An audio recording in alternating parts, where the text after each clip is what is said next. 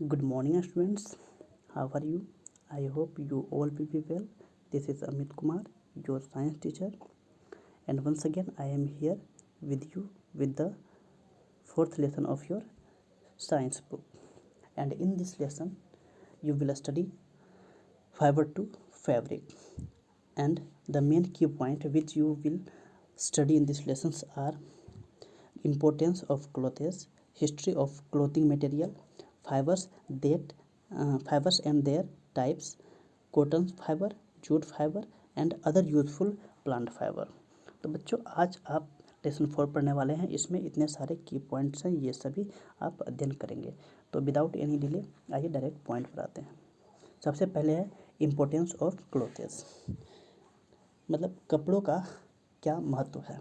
तो clothes are one of the basic need of humans.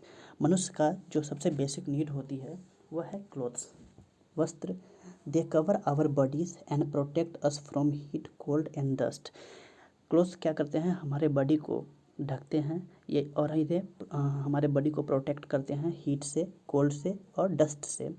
They also make us look smart. और कपड़े पहनने के बाद मनुष्य स्मार्ट दिखता है। People of different culture wear different kinds of clothes. What we wear also depend on the weather conditions we live in. In summer, we like to wear clothes made of cotton, and in winter, we wear woolen clothes. It means different cultures के जो लोग होते हैं, अलग अलग संस्कृति में रहने वाले जो लोग होते हैं, वे अलग अलग प्रकार के कपड़े पहनते हैं। और कपड़े पहने जाते हैं वेदर के कंडीशन के अनुसार से। जैसे समर में हम लोग वैसे कपड़े पहनना पसंद करते हैं जो कॉटन के बने हुए होते हैं। वहीं विंटर सीजन की बात करें तो उसमें हम लोग उन्हें वुलन क्लॉथ पहनना पसंद करते हैं, बिकॉज वे हमें हमारे शरीर को गर्म रखते हैं। Okay, all clothes are made from fabric. सभी क्लोथ्स फैब्रिक के बने होते हैं। Fabrics are of different types. Fabric विभिन्न प्रकार के होते हैं। Some fabrics are coarse to touch while some are soft. कुछ ऐसे फैब्रिक्स हैं जिन्हें हम टच करेंगे तो वो कोरेज अर्थात खुरदरे महसूस होते हैं, वहीं और कुछ फैब्रिक्स को हम टच करेंगे तो वो हमें सॉफ्ट महसूस होते हैं। ओके, नेक्स्ट है history of clothing material. History of clothing material मतलब कि क्लोथ के जो मटेरियल्स होते हैं ये किस प्रकार तैयार होते हैं, इनके पीछे क्या हिस्ट्री है। सबसे पहले कपड़े की आविष्कार कहाँ हुई, ओके, इन सभी के विषय में हम लोग जानेंगे। तो early man did not wear clothes, he cover his body with the bark of trees, large leave and animals skin to keep warm. Early man अर्थात जो भी आदि मानव थे वे कपड़े नहीं पहनते थे। वे अपने शरीर को कवर करते थे, ढकते थे पेड़ पौधों के छाल से, स्टीम के छाल से, बड़े बड़े पत्तियों से और जानवरों के स्किन से, जो उन्हें वार्म रखते थे, गर्म रखते थे। ओके,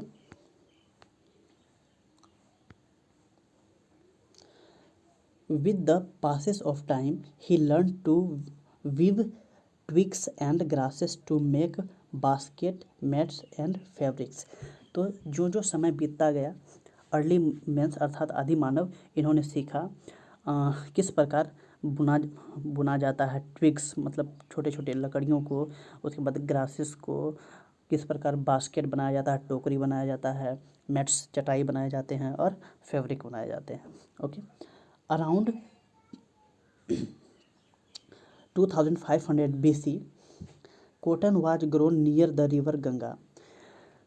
लगभग 2500 ईसा पूर्व, ईसा के जन्म से पहले, ओके, कॉटन क्लॉथ सबसे पहले कॉटन जो प्लांट होता है वह ग्रो हुआ गंगा रिवर के किनारे।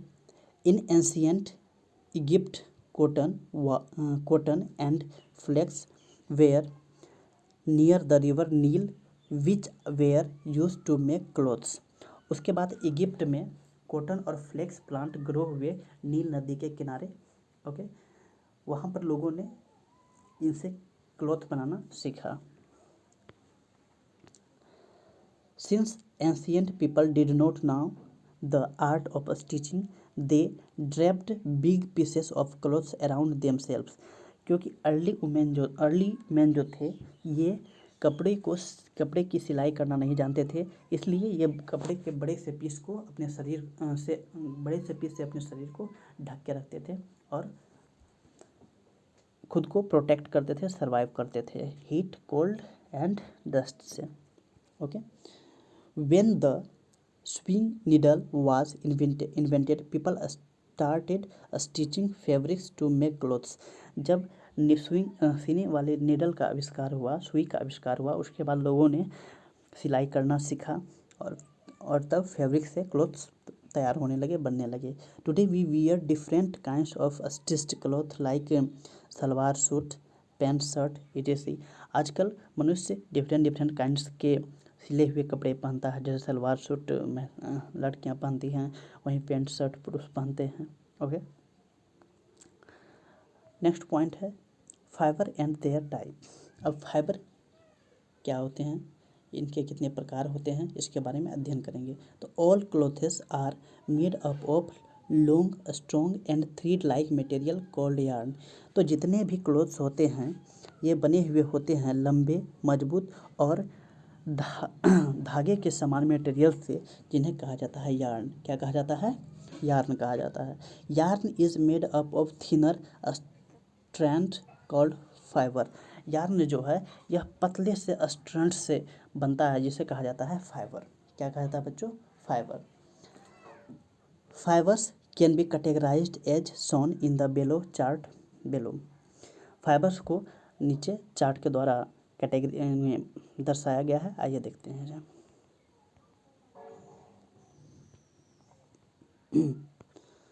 तो ये है वो चार्ट। फाइबर जनरली दो प्रकार के होते हैं, natural fibre and synthetic fibre. Natural fibre क्या होते हैं बच्चों? तो the fibre that we obtain from nature and the fibre that is found in nature are called natural fibre. तो वैसे फाइबर जो नेचर में पाए जाते हैं या जिसे हम नेचर से प्राप्त करते हैं उन्हें कहा जाता है नेचुरल फाइबर। और वहीं सिंथेटिक फाइबर की बात की जाए तो synthetic fibre are the fibre that are prepared in labs, factories etc। Synthetic fibre वैसे फाइबर्स होते हैं जिन्हें उद्योगों में, फैक्ट्रियों में और लैब में तैयार किया जाता है। ओके, नेचुरल फाइबर की बात की जाए तो नेचुरल फाइबर भी दो प्रकार के होते हैं, plant fibre and animal fibre. Clear है बच्चों? तो आइए जानते हैं ये नेचुरल फाइबर क्या होते हैं। Okay, natural fibre, the fibres obtained from natural source are called natural fibre. वैसे फाइबर जो नेचुरल सोर्स से प्राप्त होते हैं उन्हें कहा जाता है नेचुरल फाइबर। क्लियर है? These fibre can further be classified into plant fibre and animal fibre. Natural fibre को बांटा गया है दो भागों में, plant fibre and animal fibre. Okay, fibre that are obtain from plants are called plant fibre. तो वे fibre जो plant से प्राप्त होते हैं उन्हें कहा जाता है प्लांट फाइबर। उसके बाद है flax, hemp, cotton, jute, ramie are example of fibres obtain from plants. ये सभी फाइबर के एग्जाम्पल्स हैं जो हमें प्लांट से प्राप्त होते हैं। कौन कौन? कॉटन, जूट, रेमी, ये सभी प्लांट फाइबर हैं जो हमें प्लांट से प्राप्त होते हैं। क्लियर है? अब है fibres like wool and silk are obtain from animals are called animal fibre. तो वहीं कुछ ऐसे फाइबर हैं जैसे में वूल हुआ, सिल्क हुआ, ये दोनों फाइबर एनिमल से प्राप्त किए जाते हैं, इसलिए इन्हें कहा जाता है animal fibre. Okay, wool is obtain from the fleece of sheep, goat, rabbit and yak. Wool को प्राप्त किया जाता है भेड़, बकरी और रेबिट और याक के फ्लीस से, फर से। ओके, इनके बाल से। Kashmiri is a fibre obtain from Kashmiri goat. Kashmiri जो है कि काश्मीरी भी एक फाइबर है जो काश्मीरी गोट से प्राप्त होता है। Silk fibre is obtain from the cocoon of silk worm. वहीं सिल्क फाइबर प्राप्त होता है सिल्क वर्म के कोकून से। Silk fibre is one of the strongest natural fibre. Silk fibre क्या होता है कि सबसे स्ट्रॉन्ग नेचुरल फाइबर सिल्क होता है। ओके,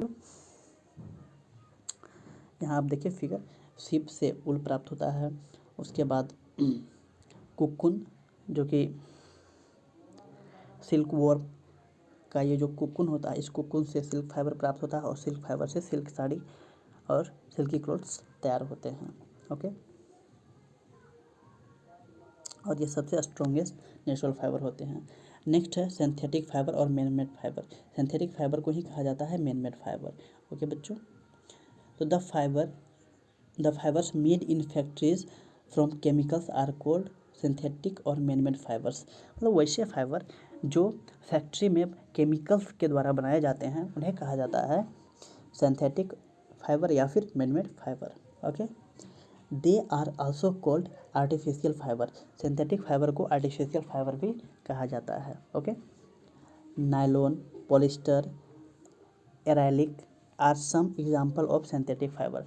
तो नायलॉन, पॉलिस्टर और एक्राइलिक ये तीनों क्या हैं, सिंथेटिक फाइबर हैं या फिर इन्हें मैन मेड फाइबर भी कह सकते हैं। Okay, very often natural fibers are mixed with synthetic fibers to obtain fiber with improved qualities. For example, terry-coat is a mixture of terylene and cotton. Terry wool is blend of terylene and wool. अब होता क्या है कि natural fibre को mix किया जाता है synthetic fibre से ताकि अच्छे क्वालिटी का फैब्रिक तैयार हो सके। जैसे एग्जांपल के लिए टेरिकोट एक फैब्रिक है जो प्राप्त होता है टेरिलिन और कॉटन को मिक्स करने के बाद। वहीं टेरी ऊल जो है यह प्राप्त होता है टेरिलिन और ऊल को मिक्स करने के बाद। ओके, अगला है nylon. Nylon is a waterproof fabric. Raincoat and umbrellas are often made of coated nylon due to the waterproof property of the fabric. Water slides over raincoat and umbrellas, preventing us from getting wet in rain. It means बच्चों, nylon क्या होता है कि वह fibre है जो water proof होता है जिससे होकर वाटर अंदर नहीं जा पाता है। इसके एग्जाम्पल्स हैं रेनकोट और सॉरी इनसे प्रिपेयर किए जाते हैं रेनकोट और अम्ब्रेला। ये जनरली नायलॉन के बने हुए होते हैं।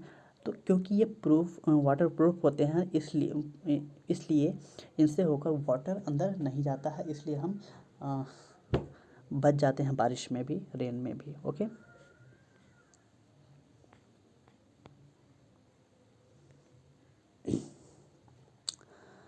अगला है कॉटन फाइबर। ये जो प्राप्त होता है कॉटन प्लांट से। कहाँ से प्राप्त होता है बच्चों? ये प्राप्त होता है कॉटन प्लांट से। ये है cotton plants. Okay, cotton is a fibre obtain from bolls that grow on cotton plant.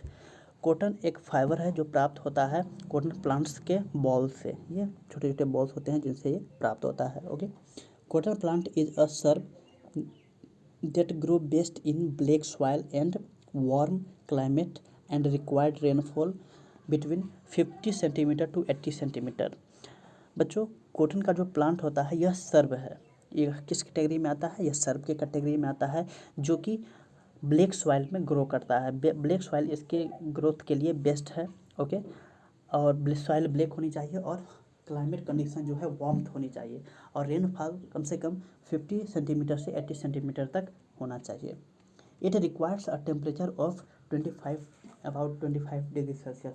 इसके ग्रो करने के लिए जो एक्यूरेट टेम्परेचर है वह है 25 डिग्री सेल्सियस। ओके, अब है कल्टीवेशन ऑफ कॉटन। कॉटन का कल्टीवेशन कैसे किया जाता है? Cotton is grown during the month of March two November. Cotton को उगाया जाता है मार्च से नवंबर के बीच में।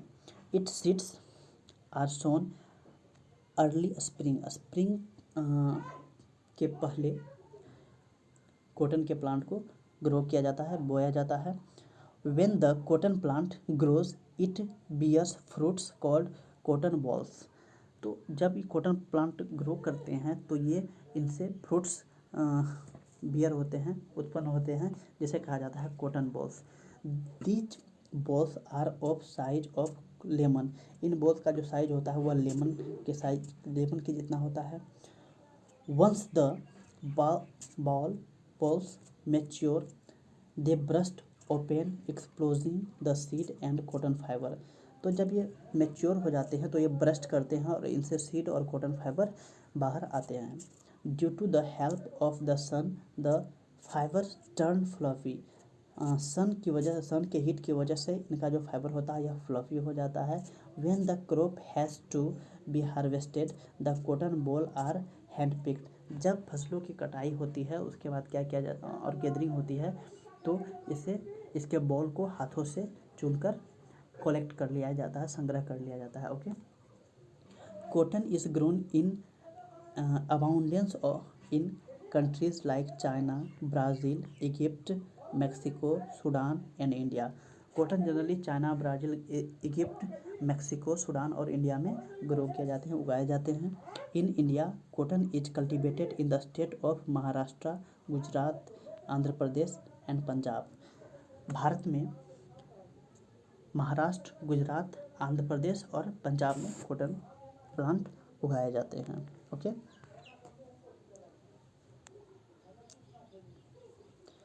अब है cotton fabric from cotton fibre. Cotton fibre से किस प्रकार कॉटन फैब्रिक तैयार होता है, आइए जानते हैं। The following steps are involve in making fabric from cotton fibre. कुछ स्टेप्स हैं जिसके द्वारा आप जान पाएंगे कि किस प्रकार कॉटन फाइबर से कॉटन फैब्रिक तैयार होता है। तो सबसे पहला है ginning. This is the process of separating cotton fibre from seeds manually और by using machines called rollers gin. It means बच्चों वह गिनिंग वह प्रोसेस है जिसमें कॉटन फाइबर से कॉटन के सीड को मैनुअली हाथों से अलग किया जाता है या फिर मशीन के द्वारा अलग किया जाता है और उस मशीन को कहा जाता है रोलर गिन। क्या कहा जाता है? रोलर गिन। Separating fibres from cotton seeds was traditionally done by combing mutually the fibrous material left after separating the seed is called lint। उसके बाद कॉटन फाइबर से सीड को अलग करने के बाद सीड को अलग कर लेने के बाद जो बचता है उसे कहा जाता है लिंट। क्या कहा जाता है बच्चों? लिंट कहा जाता है। जैसे देखिए ये कॉटन बॉल है, कॉटन बॉल से कॉटन सीड को अलग किया जाता है तो क्या बचता है हमारे पास? Lint. Okay,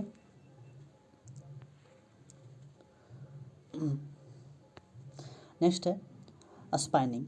this is the process of converting the fibre to yarn. Spinning वह प्रोसेस है जिसमें फाइबर लिंट कन्वर्ट होता है किसमें? यार्न में। लिंट कन्वर्ट होता है यार्न में। The process involve taking cotton fibre and twisting them together into long thread called yarn. Okay, the yarn are passed tightly and tied into bells.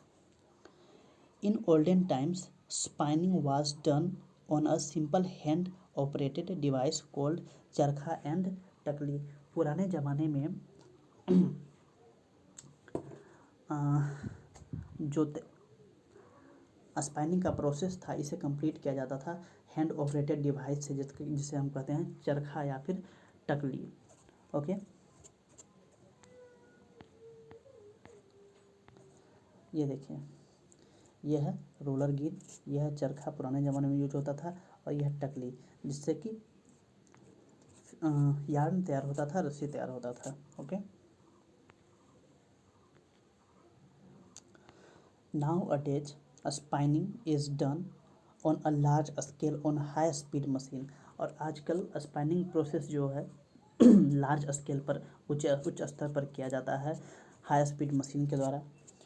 Then they are passed tightly and tied up into bells। उसके बाद इन्हें press किया जाता है, चढ़ाया जाता है tightly. कहाँ पर टाई किया जाता है? बेल्स पर। These bales are then proceed into yarn. उसके बाद ये बेल्स कन्वर्ट होते हैं यार्न में, which are then converted into fabric. उसके बाद यार्न से इन फैब्रिक का निर्माण होता है। Two main method of converting yarn to fabric are weaving and knitting.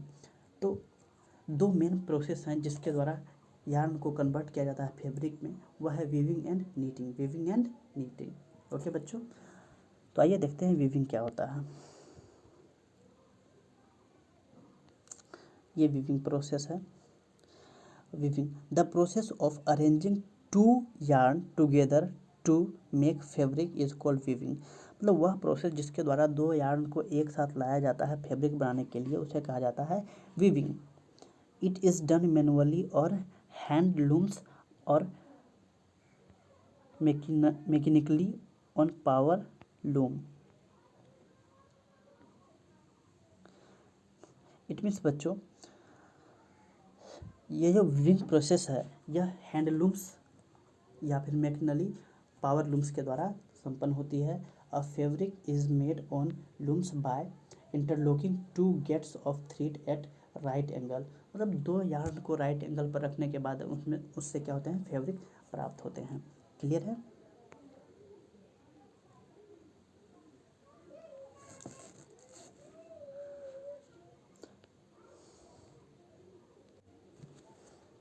Okay.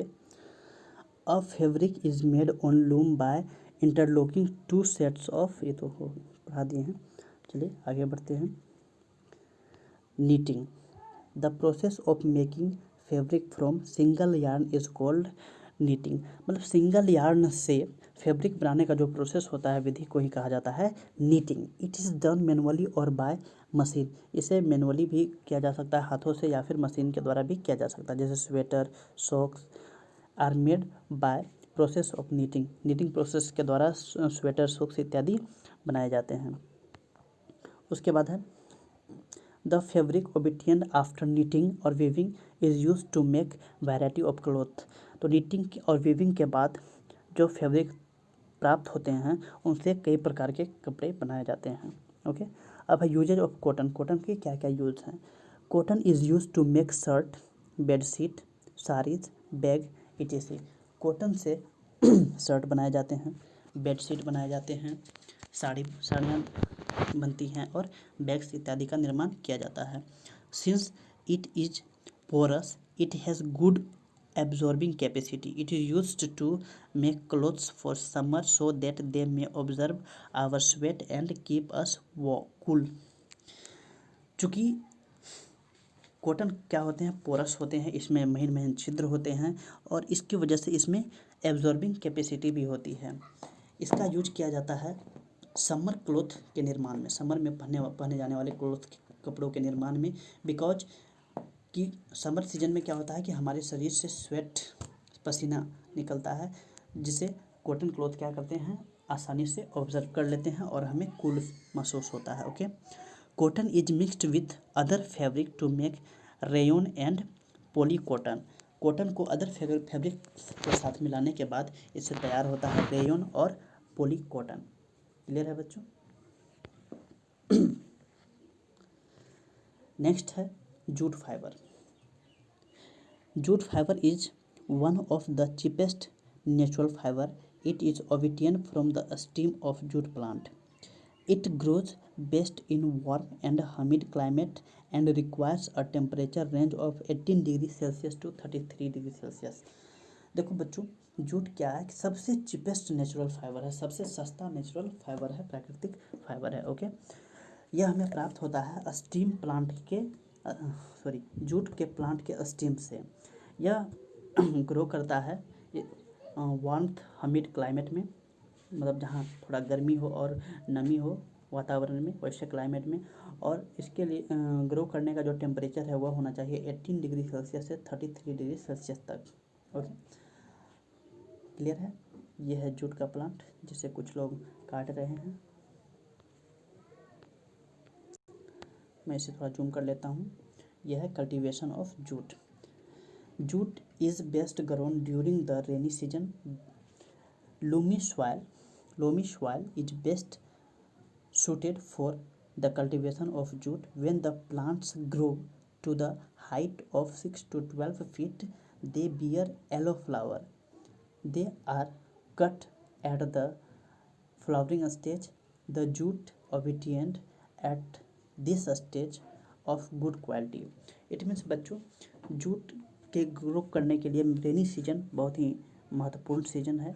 इसमें जूट अच्छे से ग्रो करते हैं और जूट के ग्रो करने के लिए लोमी सॉइल सूटेबल होती है। ओके।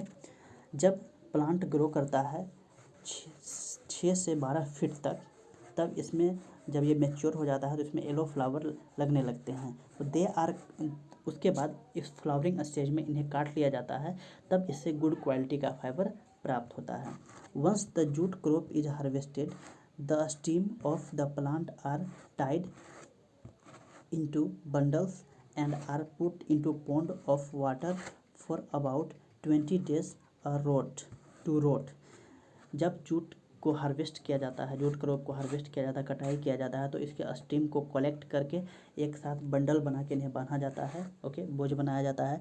इसके बाद इसे पोखर के तालाब के पानी में डुबो दिया जाता है एटलीस्ट 20 दिन के लिए, ताकि ये उसमें सड़े। दिस इज कॉल्ड रेटिंग, इसे कहा जाता है retting. This loosen the bond between bast and inner woody fibre stick. Jute fibre can then be easily stripped off from the stem of jute plant and dries in the sun. Then the fibers are tied together and sent to mills where they are spun and woven into the textile. It means बच्चों, उसके बाद Pond's में 20 day के रखने के बाद ये road होता है। इस प्रोसेस को कहा जाता है रेटिंग। क्या कहा जाता है बच्चों? रेटिंग कहा जाता है। इसके बाद क्या होता है कि जब ये जूट का प्लांट मतलब सीज जाता है, उसके बाद इसे बाहर निकाला जाता है और इसका जो छिलका होता है, उस छिलकों को इसके वुडी स्टेम, जिसे संठी कहा जाता है, अलग किया जाता है। उसके बाद इसके छिलके को धूप में सुखाया जाता है। सुखाने के बाद इसे बांधा जाता है, बोझा बनाया जाता है, बांधा जाता है। इसके बाद इसे मिल्स में भेज दिया जाता है ताकि इसे टेक्सटाइल तैयार हो सके। ओके बच्चों, jute is cultivated in Bangladesh, Myanmar, China, Thailand and India. Jute का preparation Myanmar, Bangladesh, China, Thailand और इंडिया में ज़्यादातर होता है। In India jute is grown mainly Odisha, Bihar, Andhra Pradesh and West Bengal. तो इंडिया में सबसे ज़्यादा जूट का उत्पादन ओडिशा, बिहार, आंध्र प्रदेश और बंगाल में होता है। क्लियर है? अब है यूजेस ऑफ जूट। जूट के क्या यूज़ हैं? Jute is the second most important natural fibre after cotton. Cotton के बाद दूसरा सबसे महत्वपूर्ण नेचुरल फाइबर जूट है। It is use for various purpose, some of its uses are follow. इसका यूज बहुत सारे पर्पस के लिए किया जाता है। इसके कुछ यूज नीचे दिए गए हैं। पहला है, it is used in making sack, curtains, handbags, carpet etc। इसका यूज होता है बोरा बनाने के लिए। ओके, उस जूट का जो बोरा होता है उसे सैक कहा जाता है। उसके बाद कर्टेंस के निर्माण में, पर्दा बनाने में, हैंडबैग में, कारपेट में, इन सभी में इसका यूज किया जाता है। It is use in making fancy jute bag, उसके बाद टेबल मैट्स, बास्केट, उसका ज्वेलरी, इन सभी के निर्माण में जूट के फाइबर का यूज़ किया जाता है। Okay,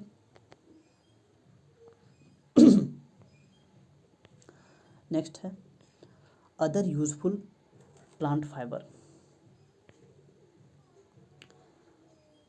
some other useful plant fibre are क्वायर।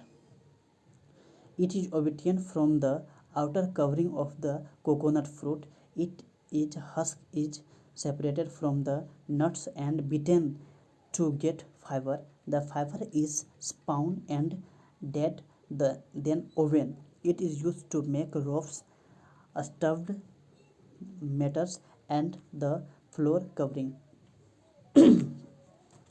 क्वायर क्या होता है बच्चों? यह प्राप्त किया जाता है कोकोनट फ्रूट से। कोकोनट फ्रूट्स का जो कवर होता है, उस कवर से इसके नट्स को अलग कर लिया जाता है। उसके बाद इसकी पिटाई होती है और उसके बाद ये फाइबर बनता है। इसके जो फाइबर होते हैं, ये स्पाउन और सुखाने के बाद इन्हें बुना जाता है। बुनने के बाद इनसे तैयार होता है रोप्स, रस्सियाँ तैयार होती हैं, स्टफ्ड, उसके बाद मेट्रेसेस और फ्लोर कवरिंग इत्यादि तैयार होते हैं।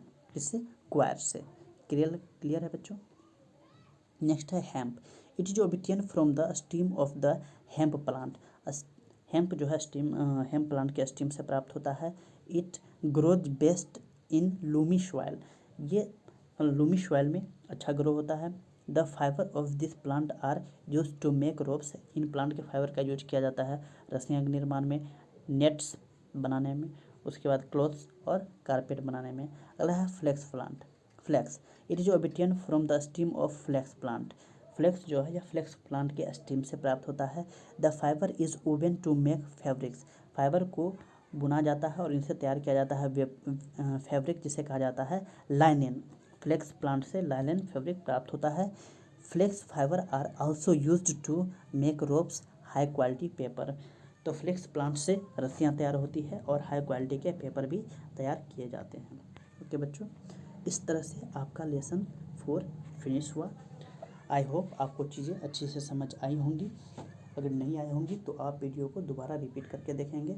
उसके बाद इस लेसन का जो वर्कशीट है वह आपको ग्रुप में दे दिया जाएगा। आप उसे सोल्व करके उसका पिक ग्रुप में सेंड कर लेंगे ताकि उसका मूल्यांकन किया जा सके। ओके, मिलते हैं नेक्स्ट वीडियो में, तब तक के लिए बाय, टेक केयर।